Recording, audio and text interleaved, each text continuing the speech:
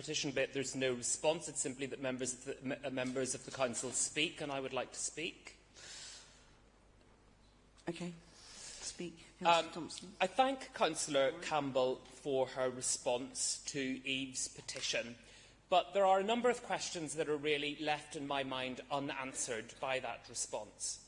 This evening we've heard quite a lot about a culture of change from the majority group, and we, of course, would welcome that.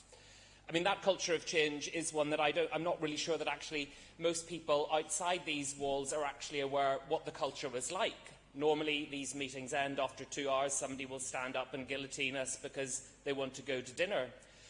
We're prevented from asking lots, or like one Conservative member said to me recently, why did I ask so many questions at a scrutiny committee? My response was, what on earth is scrutiny for?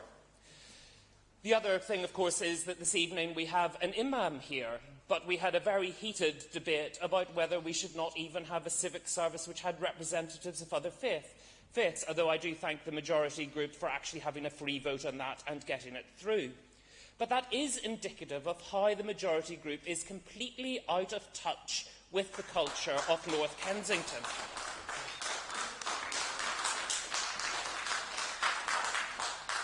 And that brings me to a second issue that's on my mind, because what the leader failed to address in responding to Eve was she did say that all of the regeneration programmes were on hold, and we thank you for that.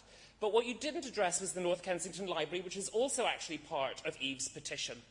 And what really sticks in my goat is that, of course, when we had the debate about the North Kensington Library in this chamber, I asked whether or not Councillor Rockfielding-Mellon had a pecuniary interest.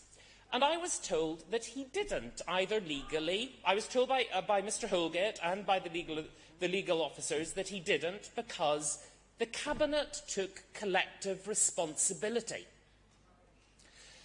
The point of Eve's petition this evening is that the former Cabinet are not taking collective responsibility for what has occurred because some of the former Cabinet are still present. If collective responsibility is what the Cabinet have, why are former members of the Cabinet still in place in your new leadership team, Elizabeth? That's the question that you have to answer.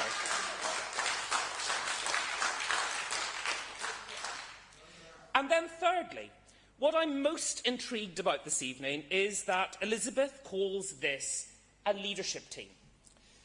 Is this a Cabinet or is this a leadership team? What's the difference?